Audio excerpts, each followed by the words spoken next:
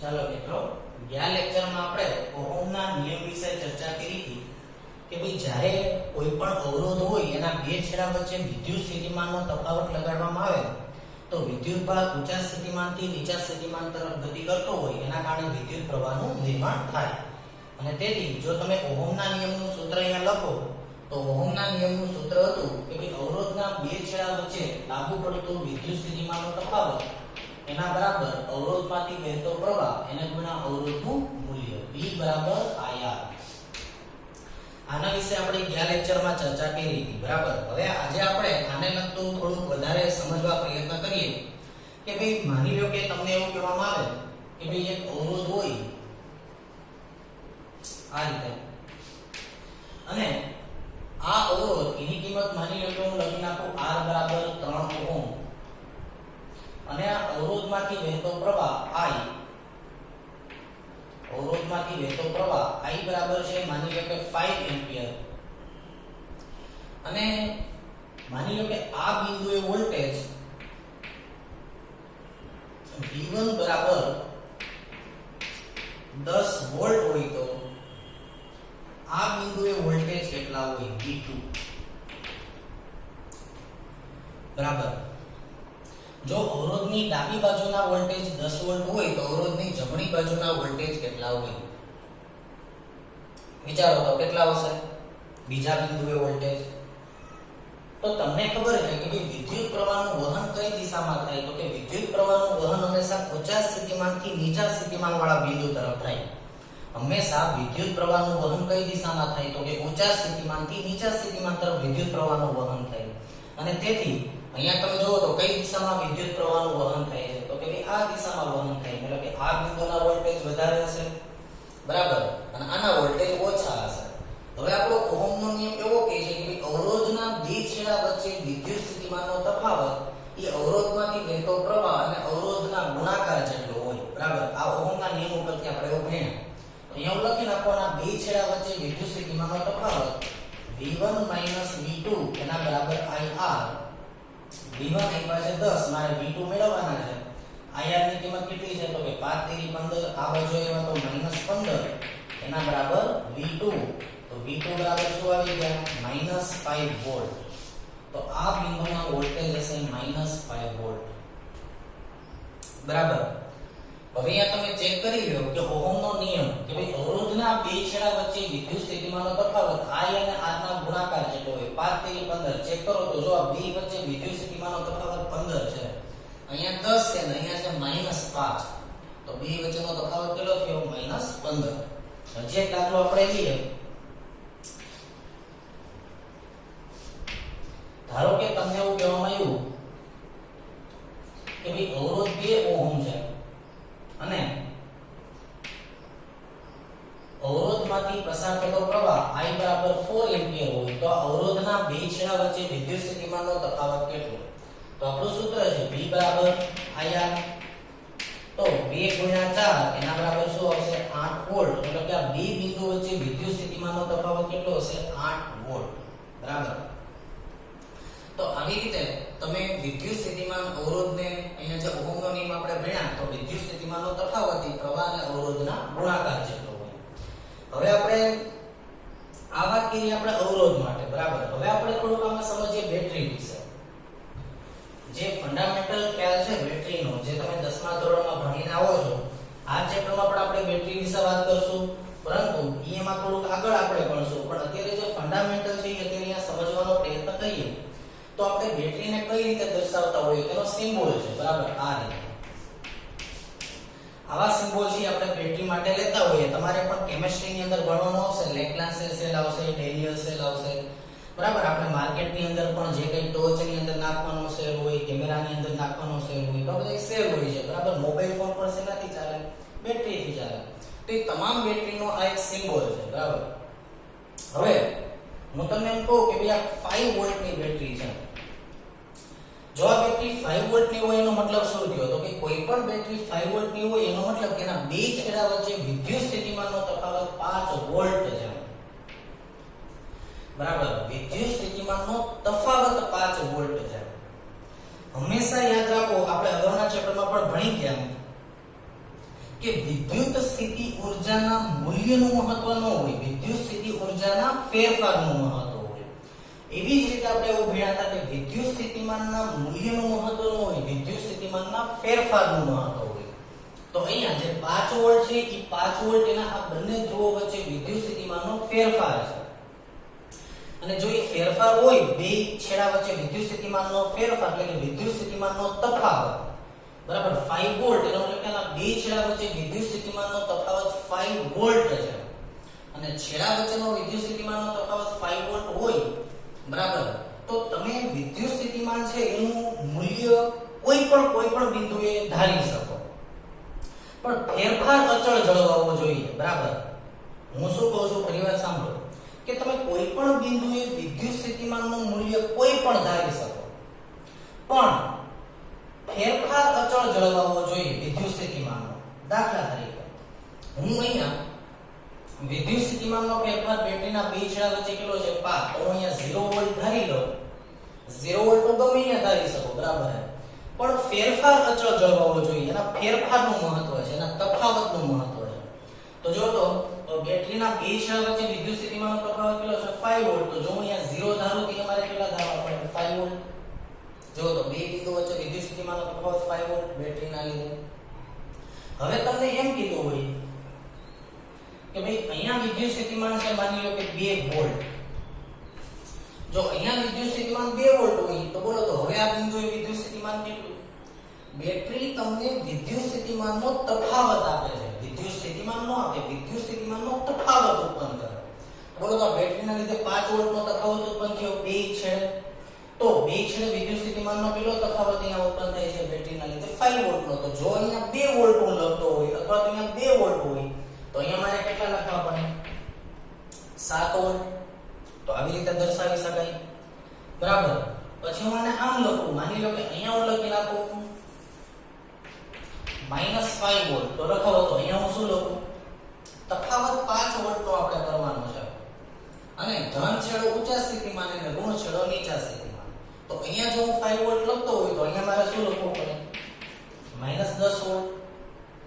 તો આવી રીતે જ્યારે કોઈ પણ બેટરી હોય એના બે બેટરીના વોલ્ટેજ 5 વોલ્ટ, મતલબ કે એના બે છેડા વચ્ચે વિદ્યુત સ્થિતિમાનનો તફાવત 5 વોલ્ટનો છે, બરાબર. હજી એક એક્ઝામ્પલ લઈને હું તમને સમજાવું.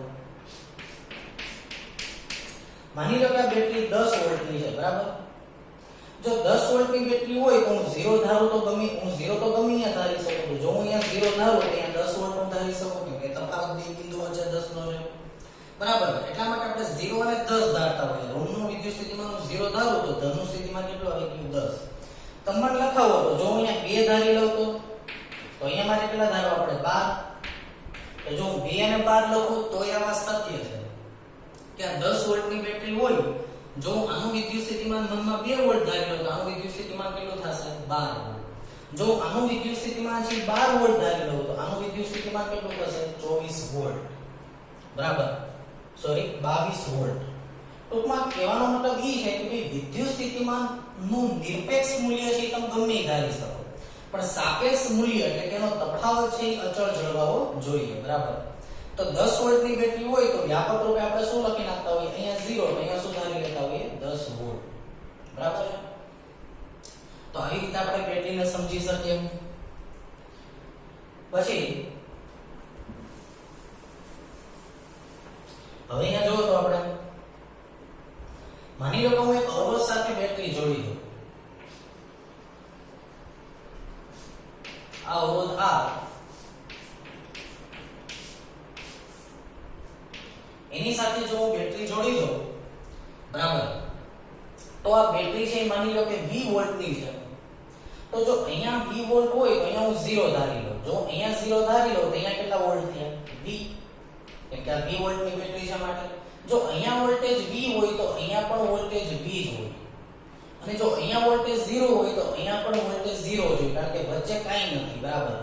અને વચ્ચે કંઈ ન હોય તો અહીંયા 0 તો I0, આ 20 હોય તો આ પણ 20 હોય. એનું કારણ એ છે કે કનેક્ટિંગ વાયરનો અવરોધ હંમેશા છે ને ટેન્ડ્સ ટુ 0 આપણે લઈએ છીએ આદર્શ પરિસ્થિતિમાં, બરાબર. એવું ન હોય કે 0 હોય, પણ આપણે આદર્શ પરિસ્થિતિ પ્રમાણે વિચારશું કે ભાઈ કનેક્ટિંગ વાયરનો અવરોધ હંમેશા કેટલો હોય 0 જ હોય બરાબર ટેન્ડ્સ ટુ 0 હોય હંમેશા શૂન્યવત એનો અવરોધ હોય એટલે જો આ કનેક્ટિંગ વાયરનો અવરોધ 0 હોય અથવા તો શૂન્યવત હોય આ રીતે અહીંયાથી અહીંયા સુધીના વાયરનો અવરોધ જો શૂન્યવત હોય એટલે કે r is approximately is equal to 0 કોનો અવરોધ આપણે કીધો આ કનેક્ટિંગ વાયરનો બરાબર હવે તમને હું અહીંયા શું તમને સમજાવું છું કે જો હું અહીંયા વોલ્ટેજ V લખું તો અહીંયા પણ વોલ્ટેજ કેટલા મેં લખ્યા V આવું શું કામ બરાબર જો અહીંયા વોલ્ટેજ V હોય તો અહીંયા પણ વોલ્ટેજ V અહીંયા 0 હોય તો અહીંયા પણ વોલ્ટેજ 0 એટલે કે કનેક્ટિંગ વાયર જે છે બરાબર છે ઈ વચ્ચે કંઈ ન આવતું હોય તો આ વોલ્ટેજ V તો આ V થાય આ 0 હોય તો આ 0 થાય એવું શું કામ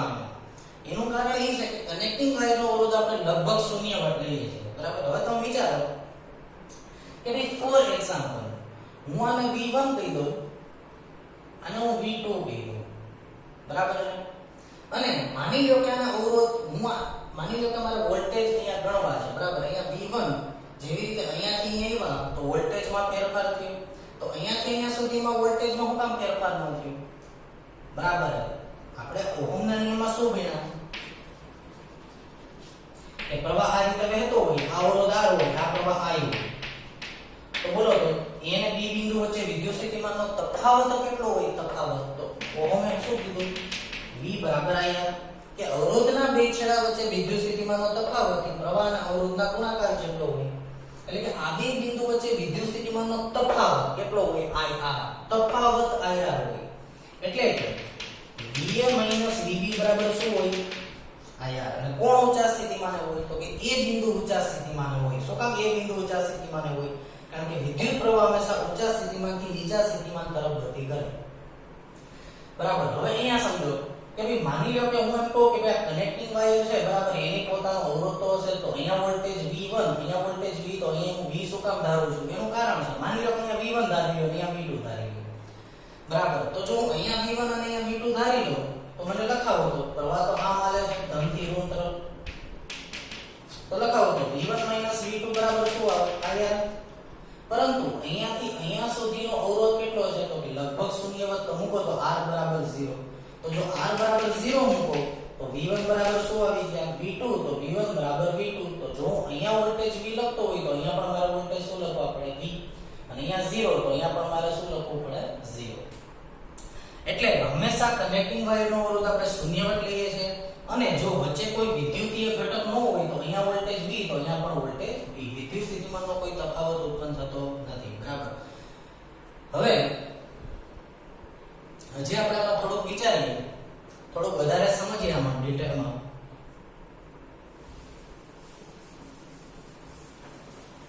તો હું આ સર્કિટ પાછી અહીંયા દોરી નાખું અને હું તમને એમ પૂછું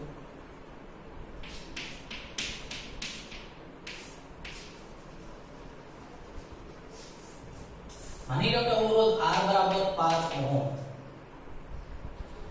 બરાબર અહીંયા 20 વોલ્ટની મેં બેટરી જોડી દીધી છે કેટલી બેટરી જોડી દીધી છે 20 વોલ્ટની તો અહીંયા 20 એટલે કે અહીંયા હું 0 ધારી લઉં તો અહીંયા 20 તો અહીંયા 20 અહીંયા 0 બોલો અવરોધના બે છેડા વચ્ચે વિદ્યુત સ્થિતિમાનનો તફાવત V તો હું તમને એમ પૂછું કે તો આ લાઈનમાંથી આ પરિપથમાં કેટલો પ્રવાહ વહેતો હશે I મારે પ્રવાહ શોધવો છે બરાબર તો I ની કિંમત હું ઓહમના નિયમ ઉપરથી લખું V બરાબર IR તો I બરાબર શું આવશે V R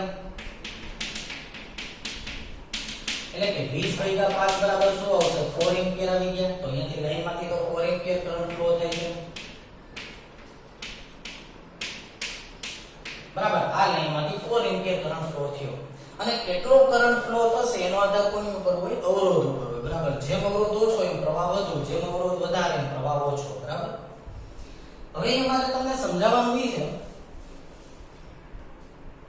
કે ભાઈ કોઈ પણ બેટરી છે બરાબર એનો વોલ્ટેજ V છે એનો મતલબ શું થયો કોઈ પણ બેટરી છે એ V વોલ્ટની બેટરી છે એનો મતલબ શું થાય તો કે એનો મતલબ એવો થાય કે તમે બીજા ચેપ્ટરમાં યાદ કરો તો V બરાબર શું હતા તો V બરાબર W/Q વોલ્ટેજ V બરાબર એનો એકમ શું હતો તો કે વોલ્ટેજનો એકમ હતો જૂલ પર કુલમ અથવા તો વોલ્ટ અને આપણે એની વ્યાખ્યા શું આપી હતી તો કે એકમ વિદ્યુતભાર ઉપર થતું કાર્ય એને શું કહેવાય વોલ્ટેજ કહેવાય એકમ વિદ્યુતભાર ઉપર થતું કાર્ય એને વોલ્ટેજ કહેવાય તો તો બેટરીના વોલ્ટેજ V છે એનો મતલબ શું તો કે એકમ વિદ્યુતભાર ઉપર V જૂલ જેટલું કાર્ય કરે બરાબર છે કેમ કે જૂલ પર કુલમ અથવા તો વોલ્ટ જૂલ પર કુલમ એકમ વિદ્યુતભાર દીઠ ઈ V જૂલ જેટલું કાર્ય કરે સમજો હું શું કહેવા માંગુ છું બરાબર છે કે ભાઈ આ બેટરી છે આ બેટરીના વોલ્ટેજ 20 છે જો બેટરીના વોલ્ટેજ 20 હોય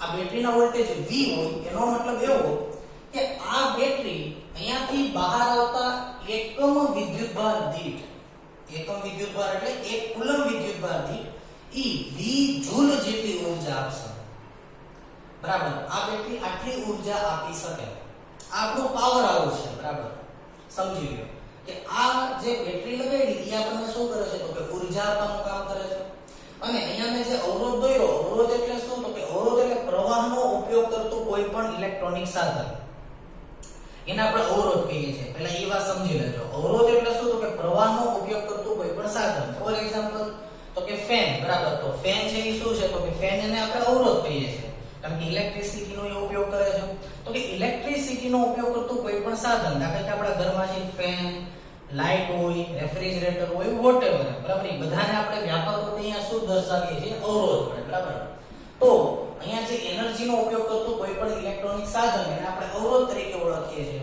અને આ બેટરીના વોલ્ટેજ અહીંયા V હોય તો બેટરીના વોલ્ટેજ V એનો મતલબ એવો કે 1 કુલંબ વિદ્યુતભાર દીઠ કેટલી ઊર્જા આપશે V જૂલ ઊર્જા આપે એકમ વિદ્યુતભારને મળતી ઊર્જા એટલે જ વોલ્ટેજ બરાબર જેમ કે અહીંયા આવી જાવ જો તો બોલો આ લાઈનમાંથી દર સેકન્ડે બોલો આ લાઈનમાંથી કેટલો પ્રવાહ વહે છે 4 એમ્પિયર જો આ લાઈનમાંથી 4 એમ્પિયર કરંટ ફ્લો થતો હોય એનો મતલબ કે આ વાયરના દરેકે દરેક આડછેદમાંથી કોઈ પણ આડછેદ પાસે તમે ઊભા રહી જાઓ તો દર સેકન્ડે કેટલો વિદ્યુતભાર નીકળતો હશે 4 કુલમ દર સેકન્ડે કેમ કે પ્રવાહ 4 એમ્પિયર છે એટલે કે બેટરીમાં દર સેકન્ડે કેટલો વિદ્યુતભાર બહાર આવે છે દર સેકન્ડે તો કે દર સેકન્ડે બેટરીમાંથી 4 કુલમ વિદ્યુતભાર બહાર આવે છે પણ આ બેટરીના વોલ્ટેજ કેટલા 20 વોલ્ટ 20 વોલ્ટ એનો મતલબ એવો થયો કે 1 કુલમ વિદ્યુતભાર દીઠ કેટલી ઊર્જા આપે છે 20 જૂલ અને 1 કુલમ વિદ્યુતભાર દીઠ જો 20 જૂલ ઊર્જા આપે તો બોલો દર સેકન્ડે કેટલો વિદ્યુતભાર આમાંથી બહાર આવે છે દર સેકન્ડે કોઈ પણ બિંદુ પાસે ઊભા રહી જાવ દર સેકન્ડે કેટલો વિદ્યુતભાર વહે છે 4 કુલમ એટલે કે બેટરીમાંથી 4 કુલમ વિદ્યુતભાર બહાર આવે છે તો બોલો 4 કુલમ વિદ્યુતભાર એટલે કેટલી એનર્જી 80 જૂલ એનર્જી બરાબર તો આ બેટરીના વોલ્ટેજ 20 છે એનો મતલબ એવો થયો આ તમારે આને એવી રીતે સમજવાનું કે બેટરીના વોલ્ટેજ 20 છે મતલબ કે 1 કુલમ દીઠ 20 જૂલ ઊર્જા આપે છે તો જો અહીંયા 4 એમ્પિયર કરંટ વહે છે મતલબ કે દર સેકન્ડે છે ઈ કોઈ પણ બિંદુ પાસેથી 4 કુલમ વિદ્યુતભાર પસાર થયો તો 1 કુલમ દીઠ 20 જૂલ એનર્જી તો આમાં તો 4 કુલમ બહાર આવ્યો તો 4 કુલમ દીઠ કેટલી એનર્જી મળી 80 સમજો કે હું એમ તમને કહું કે ભાઈ આ અવરોધની કિંમત છે 5 ની બદલે 4 ઓહમ તો 5 ની બદલે 4 ઓહમ હોય તો I બરાબર V/R તો હવે કેટલો પ્રવાહ વહેશે 5 એમ્પિયર કેમ કે હવે મેં અવરોધની કિંમત 5 ની બદલે 4 લઈ લીધી અને બેટરીનો વોલ્ટેજ 20 છે તો 20 / 4 એટલે 5 એમ્પિયર તો હવે આમાંથી 10 સેકન્ડે કેટલો વિદ્યુતભાર બહાર આવે 5 કુલમ અને 5 કુલમ તો 5 કુલમ દીઠ કેટલી એનર્જી હશે 100 જૂલ તો હવે આ અવરોધને દર સેકન્ડે 100 જૂલ એનર્જી મળતી હશે બરાબર તો બેટરીના વોલ્ટેજ એટલે શું એ તમને ખબર પડવી જોઈએ કે દર એકમ વિદ્યુતભાર દીઠ મળતી ઊર્જા બરાબર તો આ બેટરી છે એમાંથી ગમે એટલો પ્રવાહ બહાર આવે બરાબર પણ ઈ એકમ વિદ્યુતભાર દીઠ છે બરાબર એ 20 જૂલ એનર્જી આપીને મોકલશે તો આ બેટરી તો આવી રીતે તમે બેટરીના વોલ્ટેજ 20 વોલ્ટ એને સમજી શકો બરાબર બીજું અહીંયા તમે એ સમજો અત્યારે હું બેટરીના કાર્ય વિશે બહુ ડિટેલમાં ચર્ચા નથી કરતો પણ અહીંયા તમે એવું સમજો કે બેટરી ક્યારેય વિદ્યુતભાર આપતી નથી બરાબર બેટરીનું કાર્ય છે માત્ર ને માત્ર વિદ્યુતભારને ગતિ કરાવવાનું કેમ કે મારે શું કામ કરવું હતું તો કે મારે આ અવરોધમાંથી પ્રવાહ પસાર કરવો હતો જો મારે અવરોધમાંથી વિદ્યુત પ્રવાહને પસાર કરાવવો હોય તો તમને ખબર છે વિદ્યુતભાર કઈ બાજુ દોડે ઊંચા સ્થિતિમાંથી નીચા સ્થિતિમાન તરફ તો મારે વિદ્યુત સ્થિતિમાનની જરૂર હતી તો મેં આ બેટરી લાગુ પાડી દીધી વિદ્યુતભાર તો આપણી પાસે હતો જ ઓલરેડી કેમ કે કોઈ પણ અવરોધ છે એ વાહક હતો યાદ કરો કે વાહકના અવરોધને આમ બતાવ્યું વાહકની અંદર તો અસંખ્ય માત્રામાં મુક્ત ઇલેક્ટ્રોન હતા અને અસંખ્ય માત્રામાં મુક્ત ઇલેક્ટ્રોન હોય તો જેવો હું બેટરી લગાડી દઉં તો વિદ્યુતભાર દોડવા મળશે બરાબર. તો બેટરીનું કામ છે માત્ર ને માત્ર વિદ્યુતભારને દોડાવવાનું, વિદ્યુતભારને ઊર્જા આપવાનું. તો બેટરી ક્યારેય વિદ્યુતભાર આપતી નથી, યાદ રાખજો. બેટરી હંમેશા વિદ્યુતભારને ઊર્જા આપે છે અને દોડાવે છે. હું તમને એક એક્ઝામ્પલ થી સમજાવું. તો માની લો કે આપણે તમે જોયું હશે કે ડેકોરેશન માટે ફાઉન્ટન રાખેલા હોય, ફુવારા રાખેલા હોય ઘણી બધી જગ્યાએ. તો માની લો કે ફુવારો હોય, આ રીતમાંથી પાણી બહાર આવતું હોય અને અહીંયા પાણી વહ્યું છે. અને તમને ખબર છે ફુવારો જો બહાર આવતો હોય તો આની સાથે શું જોડેલું હોય? મોટર જોડેલી હશે, બરાબર. તો એ મોટર શું કરે? મોટર એટલે કે પંપ માની લો, બરાબર. એ પંપ જોડેલો હશે તો ઈ કામ શું કરશે કે પંપ પછી આમાંથી પાણી ખેંચશે, અહીંયા આવશે એટલે કે પાણીને ખેંચીને પાણીને ઊર્જા આપી અને પાણીને ઊર્જા આપી એનું ઈ પાણી અહીંયા પડ્યું, પાછું એનું ઈ પાણી ઉપાડે છે કે પાણી તો અહીંયા ભરેલું જ છે. તો એનું ઈ જ પાણી ઉડાડે રાખશે, બરાબર. ફુવારો આવું કામ કરે છે, એનું ઈ જ પાણી ત્યાંથી પાણી લઈને ઉડાડે રાખે છે. પણ તો પંપનું કામ શું? તો હું પંપ પાણી આપે છે, આમાં ગોઠવેલો પંપ કે આ ફુવારો તો ચાલે જો અહીંયા પંપ ગોઠવ્યો તો અંદર મોટર ગોઠવી તો ઈ પંપ શું કરે છે? તો કે પંપ જે છે ઈ માત્ર પાણીને ચલાવવાનું કામ કરે છે, બરાબર. પણ પંપ પાણી નથી આપતો. એવી જ રીતે બેટરી જે ક્યારેય વિદ્યુતભાર નથી આપતી. તો બેટરીનું કાર્ય શું છે? તો કે બેટરી માત્ર ને માત્ર વિદ્યુતભારને દોડતો રાખે છે. એટલે જો ત્યાંથી 4 એમ્પિયર કરંટ દાખલ થયો, ત્યાંથી કેટલો પ્રવાહ દાખલ થયો? 4 એમ્પિયર.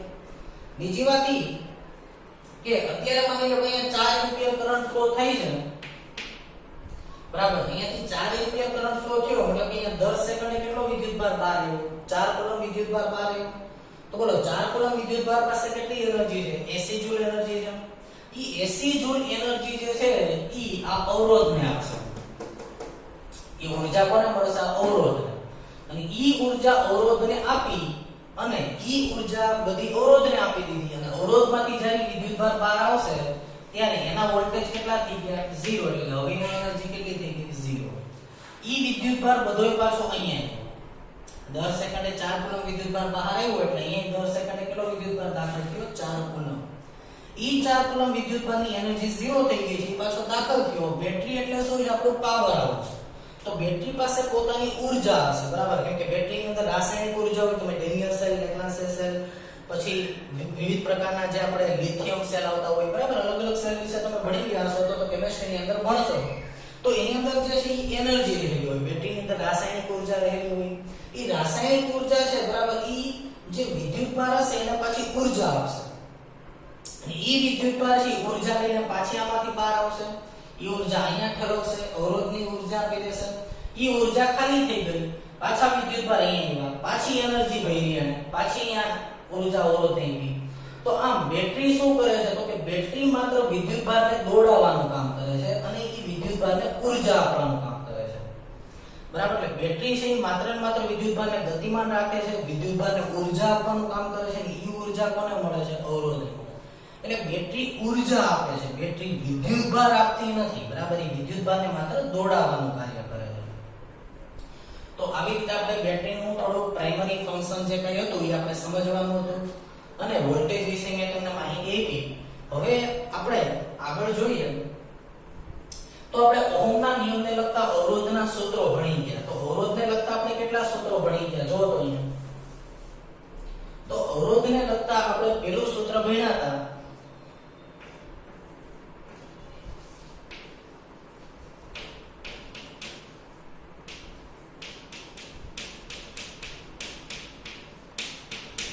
બોલો તો અવરોધનું સૂત્ર. તો પહેલું વોલ્ટેજ અને પ્રવાહ વાળું સૂત્ર બોલો તો R બરાબર શું આવશે? V I, એટલે કે V બરાબર IR. ઓહમના નિયમ ઉપરથી આપણે લીધા હતા. પછી બીજું સૂત્ર આપણે કયું સાબિત કર્યું હતું? પરિમાણ વાળું. તો કે R બરાબર ρ/m. હવે આપણે આનાથી વધારે અવરોધના સૂત્રો થોડાક સાબિત કરવા પડશે, કારણ કે દાખલાની અંદર MCQ ની અંદર એવા સૂત્રો ને લગતા દાખલા તમારે પૂછાય છે. તો હવે હું જે ચર્ચા કરું છું એ અવરોધને લગતા અલગ અલગ સૂત્રોની ચર્ચા આપણે કરીએ. તો ત્રીજું કે માની લો કે તમને એવું કહેવામાં આવે કે ભઈ એક તાર છે, બરાબર.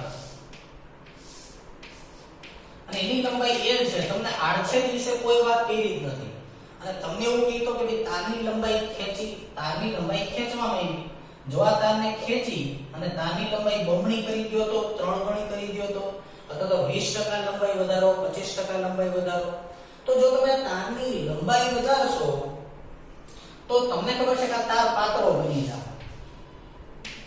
તો કે પહેલા આ તારના આડછેદનું ક્ષેત્રફળ જેટલું હશે એનાથી આ તાર કેવો બની જશે? પાતળો બની જાય. તો લંબાઈ તો વધી પણ આડછેદનું ક્ષેત્રફળ સામે ઘટી ગયું. બરાબર. તો હવે તમને પૂછે તો કે તારની લંબાઈ બમણી કરો, તારની લંબાઈ 3 ગણી કરો તો નવો અવરોધ કેટલો? તો જો તમે તારની લંબાઈમાં ફેરફાર કરો પણ તમને આડછેદ વિશે કઈ માહિતી નથી ખબર, તો તારની લંબાઈમાં ફેરફાર કર્યો તો અવરોધમાં ફેરફાર થાય, પણ અવરોધમાં ફેરફાર કેટલો થયો તો નવો અવરોધ કેટલો થયો મારે ગણવું છે. પણ મને આડછેદના ક્ષેત્રફળ વિશે કઈ માહિતી ખબર નથી, માત્ર લંબાઈનો ફેરફાર આપ્યો છે મને. અને તેથી માત્ર લંબાઈનો ફેરફાર આપ્યો હોય પણ આડછેદ વિશે કઈ માહિતી ન હોય મારી પાસે, તો મારે શું કરવું જોઈએ? તો હું એવું કરું કે આ સૂત્રને હું એવા સૂત્રમાં કન્વર્ટ કરી દઉં કે જેમાં માત્ર ચલ પદ તરીકે લંબાઈ આવે, બાકી બધા પદો અચળ થઈ જાય. માત્ર શું આવે? લંબાઈમાં ફેરફાર વિશે જ ખબર છે, તો આ સૂત્રને હું એવી રીતના પદોમાં ફેરવી દઉં કે માત્ર લંબાઈ જ ચલ પદ તરીકે વધે, બાકીના બધા પદો શું થઈ જાય? અચળ થઈ જાય. તો અહીંયા તમે સમજો કે ભાઈ આ તાર છે એની લંબાઈ l છે અને આડછેદનું ક્ષેત્રફળ શું છે m. તો બોલો તારનું કદ કેટલું? તો v = al. જો તમે આ તારની લંબાઈમાં ફેરફાર કરો તો લંબાઈ l' થઈ ગઈ અને આડછેદનું ક્ષેત્રફળ l' થઈ ગયું. તો હવે આ તારનું કદ કેટલું? તો કે v = l'. તેમ છતાં પણ કઈ રાશિ અચળ રહેશે? તો કે લંબાઈમાં ફેરફાર કરો તો આડછેદનું ક્ષેત્રફળ બદલાય પણ કદ તો અચળ જ રહે. જેટલું કદ પહેલા હતું એટલું જ કદ હજી પણ રહેશે અચળ. તો કે v1 = v2. બરાબર. તો તારની લંબાઈમાં ફેરફાર કરવામાં આવે, તારની લંબાઈ વધારો, તારની લંબાઈ ઘટાડો, તો લંબાઈ અને આડછેદ બદલાણા રાખે પણ કદ કેવું રહે? અચળ રહે. તો અહીંયા હું એક કામ કરું કે લંબાઈમાં ફેરફાર કર્યો હોય તો લંબાઈ સિવાયના પદોને મારે અચળ કરી દેવા હોય તો અચળ તો શું રહે? તો કે લંબાઈમાં ગમે એવો ફેરફાર કરો પણ કદ તો અચળ રહેવાનું છે તારનું. કદમાં તો કોઈ ફેરફાર થવાનો નથી અને કદ અચળ રહેતું હોય તો અહીંયા હું એક કામ કરું કે મારે લંબાઈ સિવાયના બધા પદોને અચળ કરી દેવા હોય તો હું આને l વડે ગુણાકાર કરી નાખું, l વડે ભાગાકાર કરી નાખું. જો તો આનું આમ લખી લઉં તો હવે સૂત્ર શું બન્યું? તો કે ρl² અને બોલો તો તારના આડછેદનું ક્ષેત્રફળ ગુણ્યા લંબાઈ, ક્ષેત્રફળ ગુણ્યા લંબાઈ એટલે શું આવી ગયું? કદ થઈ ગયું. તો નવું સૂત્ર બન્યું. હવે તમે જો તો તારની લંબાઈમાં ગમે એમ ફેરફાર કરો તમે, બરાબર, કદ તો અચળ જ રહેવાનું છે. ઘનતા એની અવરોધકતા ρ એ અચળ જ હોય કેમ કે અવરોધકતાનો આધાર તો દ્રવ્ય ઉપર હોય, પરિમાણ ઉપર ન હોય. આપણે વાત થઈ હતી ρ અને v બે અચળ જ છે. તો લંબાઈમાં ફેરફાર કરો તો જો તો લંબાઈમાં કેટલો ફેરફાર થયો એની ઉપરથી અવરોધ મળી જાય, બાકીના પદો તો અચળ છે. બરાબર. તો આ સૂત્ર એનું આવશે ρl²/v. તો જ્યારે લંબાઈમાં ફેરફાર તમને દાખલામાં કહેવામાં આવે ત્યારે તમારે આ સૂત્રનો ઉપયોગ કરવો પડશે. પછી તો હવે માની લો કે તમને ઘણીવાર એવું કીધું હોય કે લંબાઈમાં ફેરફાર કરો, બરાબર, તો આડછેદમાં ફેરફાર થાય પણ તમને રકમની અંદર ઉલ્લેખ કરવામાં આવ્યો છે કે ભાઈ એક તાર છે, બરાબર, એનો આડછેદ ડબલ થયો, એનો આડછેદ અડધો થઈ ગયો, બરાબર, તારની લંબાઈમાં ફેરફાર કરવાથી. પણ તમને માહિતી લંબાઈ વિશે નથી આપી, તમને માહિતી છે આડછેદ વિશે આપી છે. આનો કોઈ ઉલ્લેખ જ નથી કર્યો, આની આપણને કઈ ખબર જ નથી. પણ તમને આનો ડેટા આપ્યો છે. જો આનો ડેટા આપ્યો હોય, બરાબર, તો હું એને આમનામ રાખું અને અંશને હું કેવા પદોમાં ફેરવી દઉં? અચળ પદોમાં ફેરવી દઉં.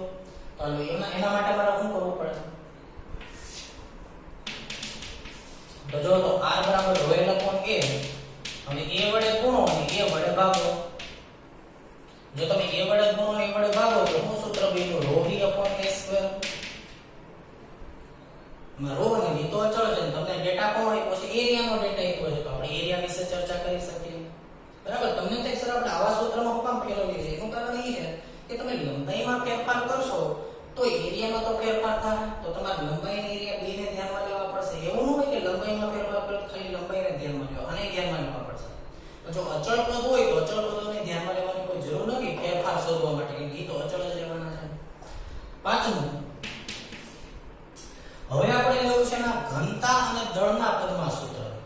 બરાબર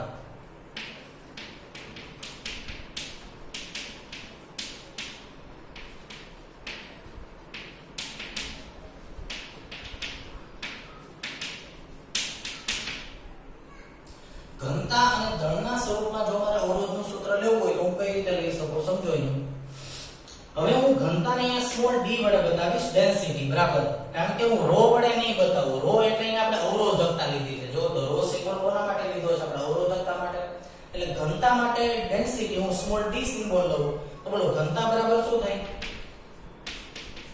દળ ભાગ્યા કદ બરાબર તો હવે મારે અવરોધનું સૂત્ર ઘનતાના પદમાં અને દળના પદમાં લખવું છે તો બોલો હું કઈ રીતે બનાવી શકું તો અહીંયા જો તો આપણું જે ત્રીજા નંબરનું સૂત્ર છે ρ² v અહીંયાથી હું બનાવું જો તો r બરાબર ρl² v હવે v બરાબર હું શું લખી શકું જો તો m/d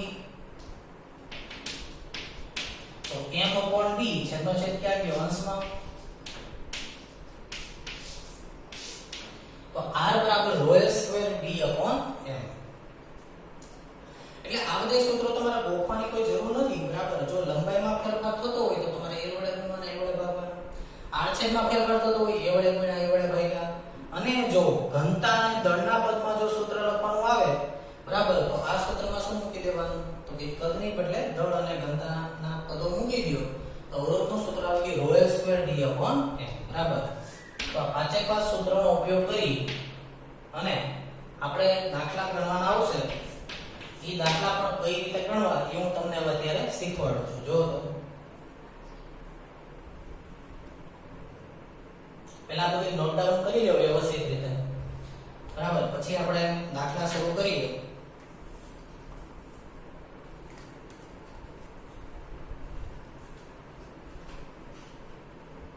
સ્ક્રીન પોઝ કરો અને બધું લખી લો હવે હું તમને અવરોધને લગતા દાખલા ગણતા શીખવાડું છું કઈ રીતે આપણે આવા દાખલા ગણવા અને કઈ રીતે આવા દાખલા પૂછાતા હોય બરાબર તો એમાં આપણે પહેલો દાખલો લઈએ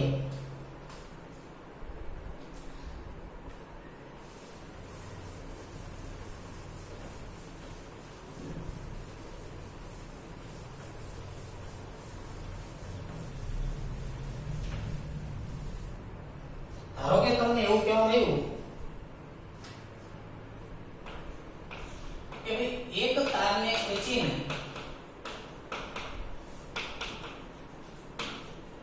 તેની લંબાઈ 0.1% વધારવામાં આવે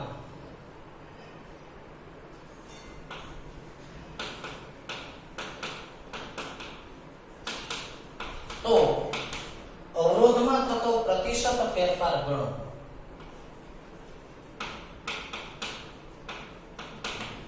અવરોધમાં થતો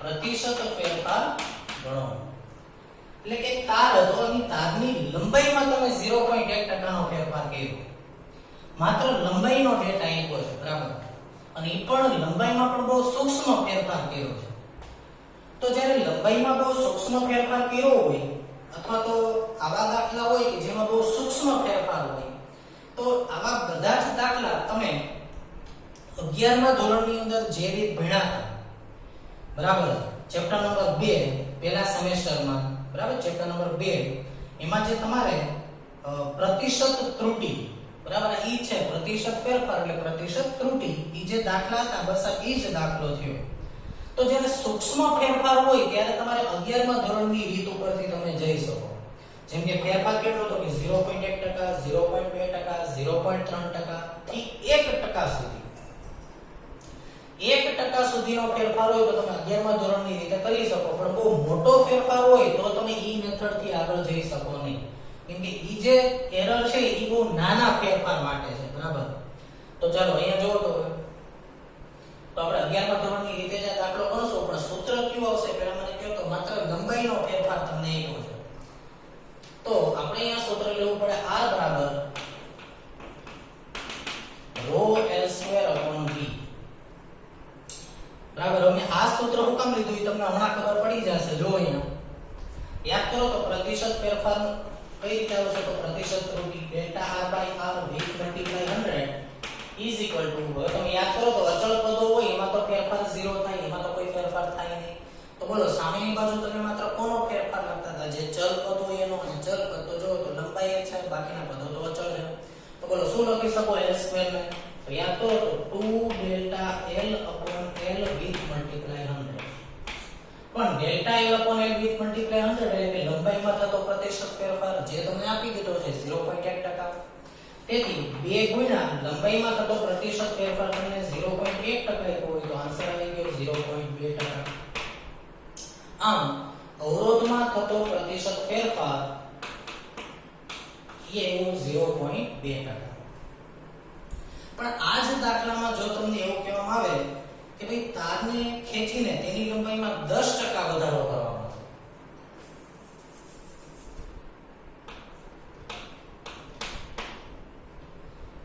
બરાબર તો તમે આ રીતે જઈ શકો નહીં અથવા તો તમે જે ઓપ્શનમાં આન્સર આપ્યા હશે એ પ્રમાણે આન્સર લખો તો એ ખોટું પડે તો આ દાખલો આ રીતે ન કરાય બરાબર જો તમે દાખલો આ રીતે કરો તો આન્સર 20% આવે કેમ કે લંબાઈમાં તો પ્રતિશત ફેરફાર 10% 10 ગુણ્યા 2 એટલે 20% અને ઓપ્શનમાં 20% આપ્યા પણ હશે પણ એ 20% એ સાચો આન્સર નથી કઈ રીતે દાખલો ગણવો અહીંયા સમજો એટલે જ્યારે નાનો ફેરફાર હોય 0.1 0.2 0.3 થી 1% સુધી તો આ રીત બરાબર છે પણ મોટો ફેરફાર હોય એ 1% થી વધારે છે 10% તો આ રીત ચાલશે નહીં બરાબર તો ભાઈ આ દાખલો કઈ રીતે કરવો પડશે જો તો અહીંયા હું કરું બાજુમાં આ દાખલો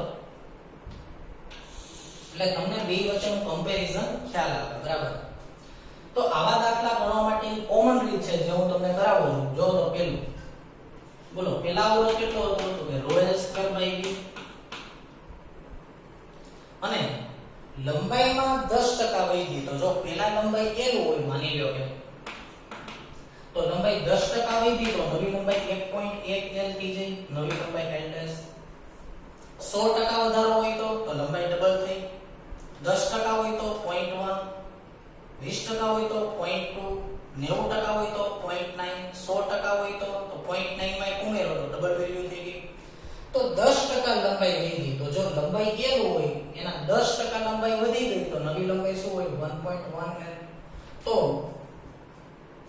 r2 બરાબર ρ અને v તો અચળ જ છે પણ નવી લંબાઈ કેટલી થઈ ગઈ 1.1 l અને એનો પાછો શું છે સ્ક્વેર તો અહીંયા સૂત્ર બન્યું ρ l² v અને 1.1 નો વર્ગ શું આવે 1.21 બરાબર હવે આપણે શું શોધવાનું છે તો કે ડેલ્ટા r upon r શોધવાના છે આપણે તો બોલો તો ડેલ્ટા r upon r શું લખી શકું તો કે r2 r1 અને હંમેશા કિંમત કોની સાપેક્ષમાં હોય પ્રારંભિક વેલ્યુની સાપેક્ષમાં જ હોય તો બોલો તો અહીંયા r2 r1 upon r1 કરો તો ρ² upon v અંશમાંથી ને ρ² upon v છેદમાંથી કોમન આવી જશે તો સાદરૂપ આપો તો શું વધ્યું તો કે 1.21 ઓછા 1 છેદમાં 1 વધે તો 0.21 અને ટકાવારીમાં આન્સર મેળવવો હોય તો delta r upon r with multiply 100 કરો ટકાવારીમાં આન્સર મેળવવા માટે તો 0.21 with multiply 100 તો કેટલો આન્સર આવ્યો 21%. તો આમ અવરોધમાં થતો પ્રતિશત ફેરફાર કેટલો આવી ગયો 21%. તો આનો ઓરિજિનલ આન્સર આવે 21%. બરાબર તો આવી રીતે તમારે આ દાખલો કરવો પડશે. હું એવી આશા રાખું તમને સમજાણું હશે મેં વચ્ચે સ્ટેપ કઈ પાસે જો તો r2 એટલે શું થાય મને કહો તો ρ² 1.21 માં v r1 એટલે ρ² upon v r એટલે ρ² upon v ρ² upon v અંશ છેદમાંથી ઉડી ગયા 1.21 ઓછા 1 આવ્યા 0.21 ટકાવારીમાં આન્સર મેળવવા માટે ગુણ્યા 100 કરી નાખવાના હતા બરાબર તમે આવા દાખલા 11મા ધોરણમાં ગણ્યા છે તો with multiply 100 21% અહીંયા આન્સર આવશે બરાબર તો જ્યારે મોટો ફેરફાર હોય ત્યારે દાખલો આ રીતે આવશે નાનો ફેરફાર હોય તો આ રીતે આવશે પણ આ દાખલો આ રીતે કરશો તો આન્સર 20% આવશે અને ઓપ્શનમાં પણ 20% આપ્યા હશે પણ 20% ઇઝ નોટ કરેક્ટ આન્સર શું આવશે 21% બરાબર પછી હજી એક દાખલો હું તમને તમારી રીતે કરવાનું કહું માની લો કે અહીંયા 100% હોય તો આ દાખલો કઈ રીતે થશે તો પહેલી વાત તો એ કે આ મેથડ થી તો નહીં થાય તો કઈ રીતે કરવું પડશે આ રીતે કરવું પડશે અને આ રીતે કરશો તો તમારી રીતે ટ્રાય કરજો, આન્સર કેટલા આવશે? 300% આન્સર આવશે. બરાબર, જો 100% હશે તો એનો આન્સર શું આવશે? 300%. બરાબર, આ દાખલો તમારી રીતે ટ્રાય કરજો.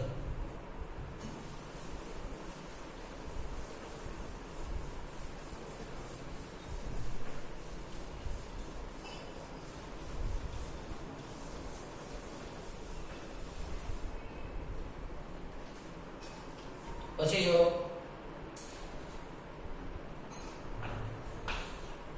ત્રીજો દાખલો તમારે હોમવર્કમાં કરવાનો છે, એનો આન્સર 300% આવશે. હવે આપણે ચોથો દાખલો કરીએ. માની લો કે તારનો અવરોધ R અને ત્રિજ્યા R હોય. એક તાર છે, એનો અવરોધ છે R,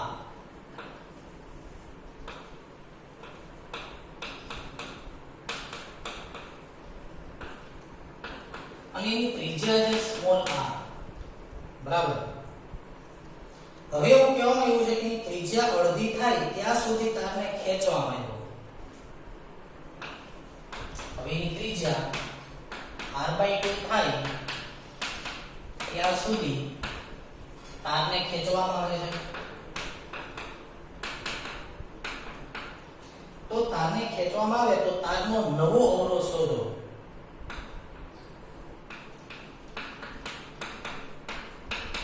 તારનો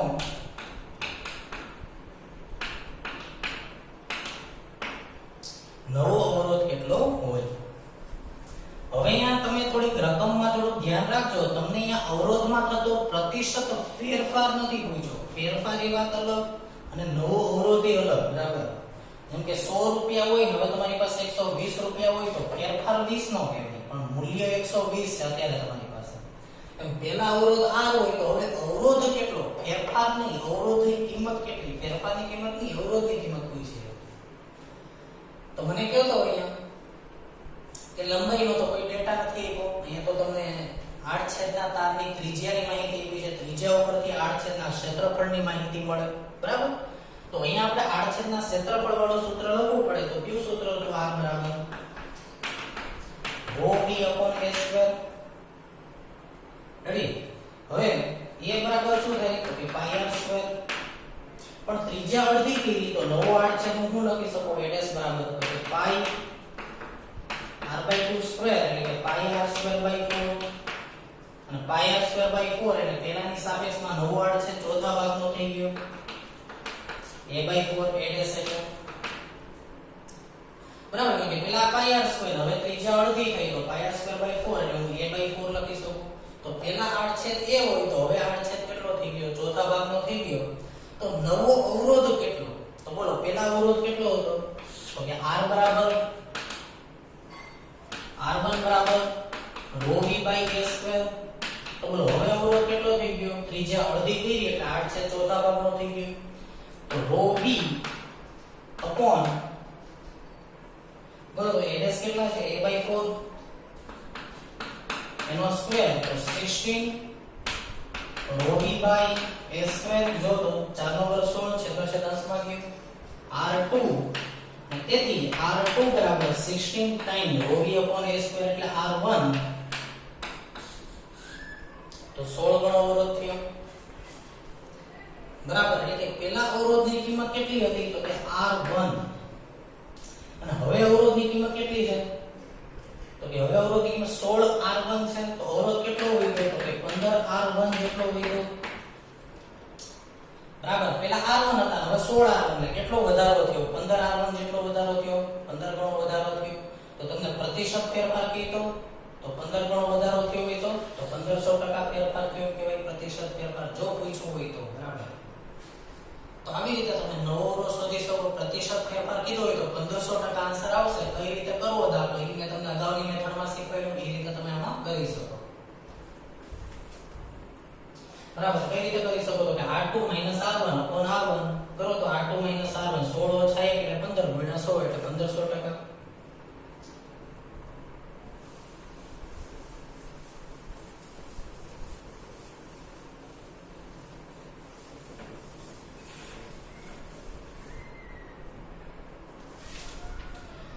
માની લો કે દ્રવ્યમાંથી બનાવેલા 3 વાહક તાર, બરાબર, એક જ ધાતુ એટલે કે દ્રવ્ય એક જ છે, એક જ દ્રવ્યમાંથી બનાવેલા 3 તાર આપ્યા છે તમને.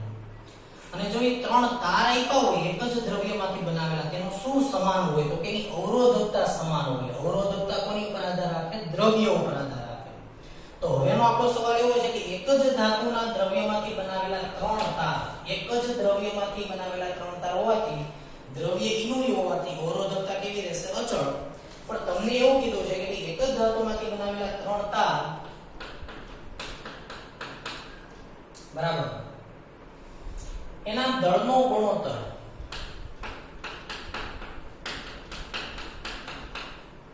તમને આપી દીધો છે 1:2:3 અને લંબાઈનો ગુણોત્તર તમને આપ્યો છે 3:2:1.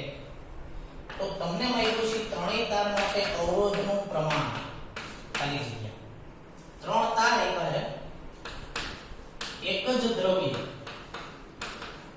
બરાબર. તો એ ત્રણેય અલગ અલગ તાર આપ્યા છે, ત્રણેયના દળનો ગુણોત્તર છે 1:2:3 અને એની લંબાઈનો ગુણોત્તર છે 3:2:1. તો એના અવરોધનો ગુણોત્તર કેટલો હોય? હવે અહીંયા જો તો અવરોધની વાત આવી, પણ અહીંયા દળ અને લંબાઈ, દળ વાળું સૂત્ર કેવું હતું? અવરોધનું, યાદ કરો તો R બરાબર ρ² d/m. એકવાર કહી દો તો જો તો ρ એટલે અવરોધકતા, d એટલે ઘનતા, n એટલે લંબાઈ, m એટલે દળ. ρ એટલે અવરોધકતા, n લંબાઈ, d એટલે ઘનતા, m એટલે દળ. હવે એનું ઈ જ દ્રવ્ય હોવાથી, એના ઈ જ દ્રવ્યમાંથી ત્રણેય તાર બનાવેલા હોવાથી એની ઘનતા અને અવરોધકતા અચળ છે. તો અહીંયા હું લખી શકું R is proportional to L²/m. એટલે લંબાઈ અને દળ અલગ અલગ છે. તેથી R1 જેમ R2 જેમ R3 એના બરાબર L1²m1 L2²m2 L3²m3. બોલતા રહ્યો તો 100 હશે તો L1² એટલે પેલામાં 3 અને દળ કેટલું? પેલા માટે 1 જેમ બીજાની લંબાઈ 2 નો વર્ગ 4, દળ 2, ત્રીજાની લંબાઈ 1, દળ એનું 3, બરાબર. L² 9 4 1 9 4 1 m1 m2 m1 m2 m3 1 2 અને 3. તો સાદુરૂપ આપી દઈએ. જો તો 9 જેમ 2 જેમ 1/3 સાદુરૂપ આપીએ તો હવે આપણે અપૂર્ણાંક દૂર કરવા હોય તો શું લખી શકીએ? જો તો હું 3 નો ગુણાકાર દરેક હારે કરી નાખું તો 9 તેરીને 27 જેમ 6 જેમ 1. તો આમ અવરોધનો ગુણોત્તર આવી ગયો R1 જેમ R2 જેમ R3 27 જેમ 6 જેમ 1. તો મેં તમને અવરોધના જેટલી રીતના દાખલા પૂછાય છે એ રીતના મેં તમને એક એક બે દાખલા અંદાજિત કરાવ્યા. તમને ખ્યાલ આવ્યો હશે કે આ સૂત્રનો ઉપયોગ આપણે કઈ રીતે કરી શકીએ, બરાબર. હવે આવતા લેક્ચરમાં આપણે ભણવાનું છે ડ્રિફ્ટ વેલોસિટી, બરાબર. અને ડ્રિફ્ટ વેલોસિટીનો પ્રવાહ ઘનતા સાથેનો સંબંધ ભણશું. અવરોધકતા અને વાહકતા જે આપણે ભણી ગયા એને વધારે ડિટેલમાં સારી રીતે સમજશું. ટેક્સ્ટ બુકની થિયરી છે અને એ થિયરી પૂરી કરી અને આપણે ટેક્સ્ટ બુકમાં ઉદાહરણ એટલે કે ટેક્સ્ટ બુકના દાખલા શરૂ કરશું. હજી આપણે ટેક્સ્ટ બુકનો એક પણ દાખલો લીધો નથી. આવતા લેક્ચરમાં એ થિયરી પૂરી કરી અને આપણે ટેક્સ્ટ બુકના દાખલા શરૂ કરશું. ઉદાહરણ નંબર 1 અને સ્વાધ્યાયના 2 દાખલા છે એ બે પૂરા કરશું આપણે. Okay, thank you very much. આજે તમે આ ચેપ્ટર મેં જે કંઈ કરાવ્યું એ વ્યવસ્થિત રીતે કરી નાખજો. તમે હોમવર્ક વ્યવસ્થિત કરજો, બરાબર, જેથી કરીને આવતા લેક્ચરમાં તમને વ્યવસ્થિત